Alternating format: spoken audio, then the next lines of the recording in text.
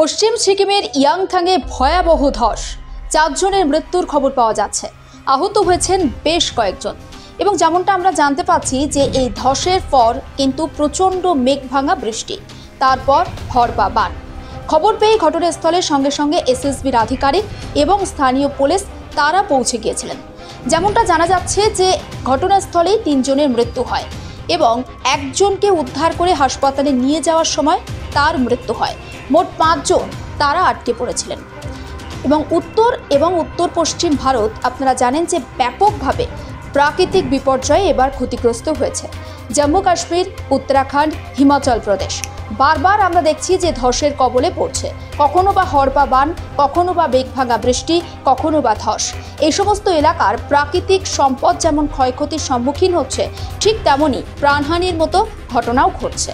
এবং যদি হিমালয়ের এই যে প্রাকৃতিক সৌন্দর্য, এই প্রাকৃতিক সৌন্দর্যকে নষ্ট করতে গিয়ে বা আমরা নিজেদের মতো মনোগ্রাহী করে কিছু তৈরি করতে গিয়ে নিজেরাই নিজেদের অজান্তে বিপদ ডেকে নিয়ে আসছি না তো?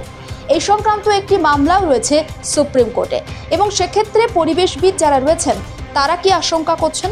তারা আশঙ্কা করছেন যদি এখনই সতর্ক না হওয়া যায় তাহলে ভবিষ্যতে কিন্তু বিপদ আরও বাড়বে। ইতিমধ্যেই আপনারা প্রত্যেকেই জানেন যে এবার বৃষ্টির পরিমাণ যথেষ্ট বেশি। এইভাবে যদি লাগাতার ক্ষয়ক্ষতির পরিমাণ চলতে থাকে, বৃষ্টির পরিমাণ বাড়তে থাকে, আগামী দিনে পরিস্থিতি যে আরও ভয়াবহ হবে সেটা আর বলার অপেক্ষা রাখে না।